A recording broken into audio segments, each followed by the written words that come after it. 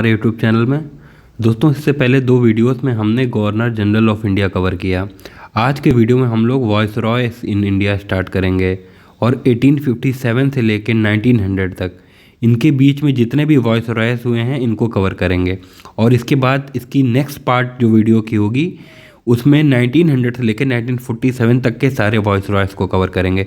तो चलिए शुरू करते हैं। दोस्तों, हमारे देश के पहले voice Roy, first voice Roy थे लॉर्ड कैनिंग। ठीक है, इनका पूरा नाम है पर हमें इनका सिर्फ कैनिंग वर्ड याद रखना है, लॉर्ड कैनिंग। और ये दोस्तों इंडिया के लास्ट गवर्नर जनरल थे।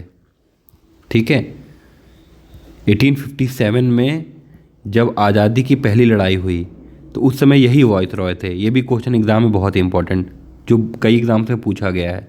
तो 1857 के विद्रोह में यही वॉइस रॉय थे और तब इनके पद का नाम था गवर्नर जनरल ऑफ इंडिया।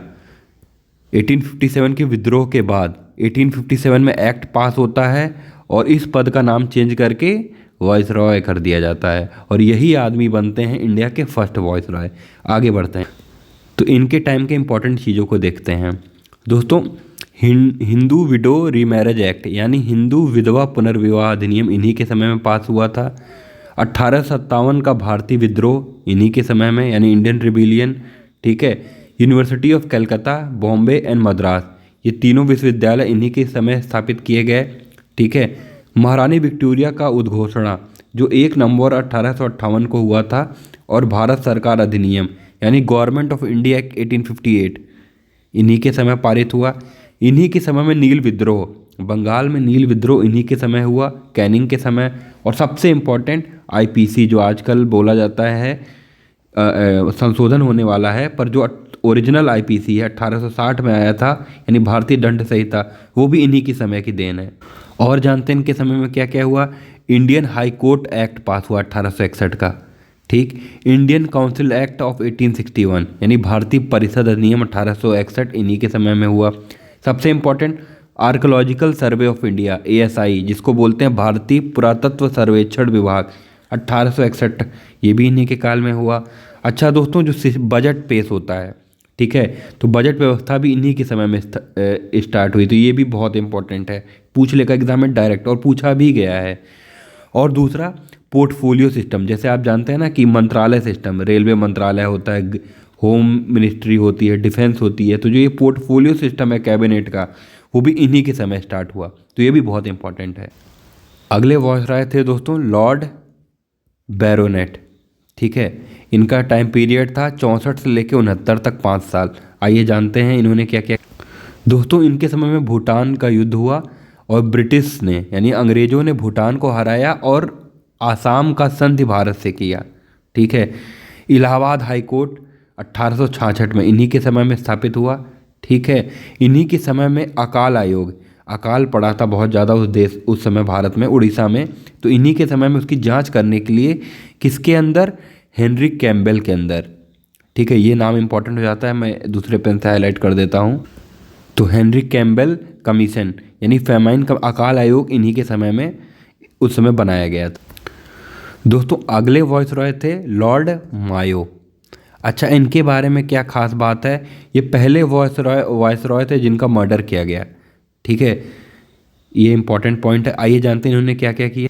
दोस्तों, वही पॉइंट, इनकी हत्या शेर अली अफरीदी, ये अंडमान निकोबार, उस समय वहाँ पे काला पानी की सज़ा दी जाती थी, तो शेर अली अफरीदी वहाँ पे कैदी था और जब लॉर्ड मायो वहाँ विजिट किए, ठीक है, किसी कामवश वहाँ गए थे, तो इनकी हत्या की शेर अली अफरीदी ने। अच्छा, लॉर्ड मायो ने ही सेंसस की स्थापना यानी जनगणना भारत में प्रारंभ की। अच्छा, ये इन्होंने प्रारंभ की पर ये कंप्लीट नहीं हुई थी। तो अगर एग्जाम में पूछता कि जनगणना भारत में किसने स्थापित की, तो लॉर्ड मायो। पर प्रथम पूर्ण जनगणना क्या होती है, वो रिपन के समय में हुआ था। इन्हीं के समय में department of agriculture and commerce यानी कृषि और वाणिज्य विभाग की स्थापना इन्हीं के समय में हुई। ठीक है, इन्हीं के समय में अजमेर में मायो कॉलेज की स्थापना हुई। वहाँ पे क्या, जो राजकुमार हुआ करते थे भारतीय राज्य के, उनकी ट्रेनिंग कराई जाती थी। दोस्तों, अगले वॉइस रॉय हैं लॉर्ड नॉर्थब्रुक। ठीक है, 72 से लेकर 76 तक। अच्छा, पहले वॉइस रॉय हैं जिन्होंने रिज़ाइन किया, इस्तीफा दिया। इनके बारे में इंपॉर्टेंट बात जान। अच्छा, इन्हीं के समय में जो अलीगढ़ मुस्लिम यूनिवर्सिटी आज के नाम से आज इस नाम से जानी जाती है, एंग्लो ओरिएंटल कॉलेज, इन्हीं के समय में स्थापित हुई। और इन्हीं के समय में वेल्स के राजकुमार एडवर्ड सेवेंथ भारत में विजिट किए थे, भारत का दौरा किए थे। तो ये इनके समय की इंपॉर्टेंट बात हुई। दोस्तों अगले वॉइसरॉय हो हैं हमारे लॉर्ड लिटन। लॉर्ड लिटन कब से कब तक? 76 से 80 तक। इनके समय की इंपॉर्टेंट बात जानते हैं। दोस्तों इनके समय में रॉयल टाइटल एक्ट 1876 पास हुआ, जिसके तहत जो रानी विक्टोरिया ने भारत की महारानी की उपाधि धारण की। ठीक है, इन्हीं के समय में द्वितीय यानी सेकंड अकाल आयोग का गठन हुआ और जिसके मुखिया थे रिचर्ड स्ट्रेची। ठीक है, इनके समय में पहला दिल्ली दरबार का आयोजन किया गया। दोस्तों इंपॉर्टेंट बात है कि इतिहास में 3 दिल्ली दरबार का आयोजन हुआ और पहला दिल्ली दरबार इन्हीं के लॉर्ड लिटन के कार्यकाल में हुआ। इनके ही कार्यकाल में वर्नाकुलर प्रेस अधिनियम पास हुआ, ये बहुत ही इंपॉर्टेंट है। दोस्तों यह अधिनियम क्या था कि अगर कोई भी, वर्नाकुलर मतलब क्या होता है? देसी भाषा में, जैसे हिंदी मराठी में जो अखबार निकलते थे उनके खिलाफ ब्रिटिश ने यानी अंग्रेज़ों ने बहुत ही कड़ाई पेश बरती। तो वर्नाकुलर प्रेस अधिनियम क्या था कि अगर कोई भी आदमी देसी भाषा में, ठीक है, भारत की लोकल लैंग्वेज में अगर अखबार छापता है और अगर सरकार के खिलाफ कुछ भी उत्तेजक लिखता है तो उसका लाइसेंस रद्द कर दिया जा रहा था। इन्हीं के समय में शस्त्र अधिनियम यानी आर्म्स एक्ट पास हुआ, यानी जो भारत के लोग हैं वह हथियार नहीं रख सकते हैं। इनके समय में ही दूसरा एंग्लो अफगान युद्ध हुआ और सिविल सेवा में इन्होंने पार्टिसिपेट करने की आयु 21 से घटा के 19 कर दी। ठीक है दोस्तों अगले वॉइसरॉय थे लॉर्ड रिपन। ठीक है, इनका कार्यकाल 80 से 84। दोस्तों ये बहुत ही उदारवादी थे। ठीक है, इन्होंने कई सारे रिफॉर्म्स किए। आइए जानते हैं क्या क्या किए। इनके समय में दोस्तों पहला कारखाना अधिनियम यानी फैक्ट्री एक्ट पास हुआ। इसके तहत क्या किया गया कि कितना घंटा आदमी फैक्ट्री में काम कर सकता है, इसको रेगुलेट किया गया। इनके समय में ही पहली पूर्ण जनगणना की गई। और जो इनसे पहले लिटन के समय में वर्नाकुलर प्रेस एक्ट आया था, इसको इन्होंने निरस्त कर दिया। ठीक है, पंजाब यूनिवर्सिटी की स्थापना इन्होंने की। अच्छा, जो आजकल आप जानते हैं म्यूनसिपालिटी पंचायती सिस्टम यानी जो स्थानीय स्वशासन है, सबसे पहले इन्हीं के समय में इनकी संकल्पना थी। ठीक है, इन्हीं के समय में एजुकेशन कमीशन यानी शिक्षा आयोग की गठन हुई, जिसके चेयरमैन थे विलियमसन हंटर। ठीक है, यानी हंटर कमीशन भी इन्हीं के समय में आया। इल्बर्ट बिल भी इन्हीं के समय पास हुआ। इल्बर्ट बिल क्या था कि कोई भी भारतीय जज है यानी इंडियन जज है, वो ब्रिटिश के मुकदमे को देख सकता है यानी उसकी जजिंग कर सकता है। और इन्होंने जो सिविल सेवा में इनसे पूर्व 19 से 21 से 18 कर दिया गया, जिसको वापस 18 से 21 किया, यानी इन्होंने कई सारे चीज़ें सुधारी। दोस्तों अगले भाई साहब थे लॉर्ड डफरिन।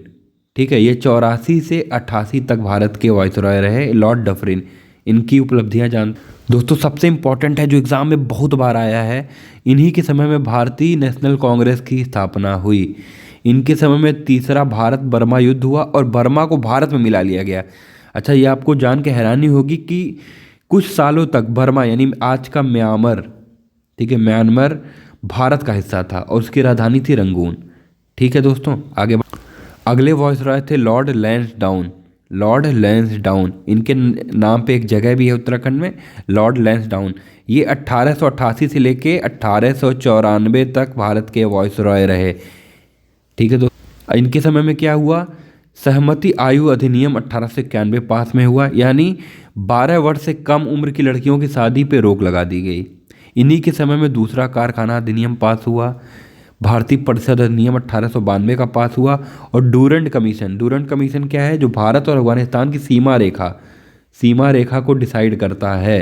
डूरंड कमीशन इन्हीं के समय में आया था। ठीक है दोस्तों, आगे अगले वॉइसरॉय थे लॉर्ड एलिन। जी साइलेंट रहता है, इसको प्रोनाउंस करते हैं एलिन। कैसे? एलिन। ठीक है, इनका कार्यकाल 84 से 1899 तक था। इनकी उपलब्धि, इनके समय में बहुत ही भीषण अकाल पड़ा था 1896 से 97 के बीच में। और स्वामी विवेकानंद ने रामकृष्ण मिशन की स्थापना इन्हीं के समय में की थी। तो ये आज के टॉपिक हमारा समाप्त होता है। दोस्तों हमने 1856 से लेकर 1899 तक सारे वॉइसरॉय को कवर कर लिया है। अब अगले वीडियो में हम लोग 1900 से लेकर 1947 तक के सारे वॉइसरॉय को कवर करेंगे, तो हमारा ये टॉपिक यहाँ कंप्लीट हो जाएगा। दोस्तों इस सीरीज़ के चारों वीडियो को हम एक प्लेलिस्ट में डाल दूंगा, जिस प्लेलिस्ट को आप हमारे चैनल पे विज़िट कर सकते हैं। ये मॉडर्न हिस्ट्री के नाम से ये प्लेलिस्ट रहेगी। बहुत बहुत धन्यवाद।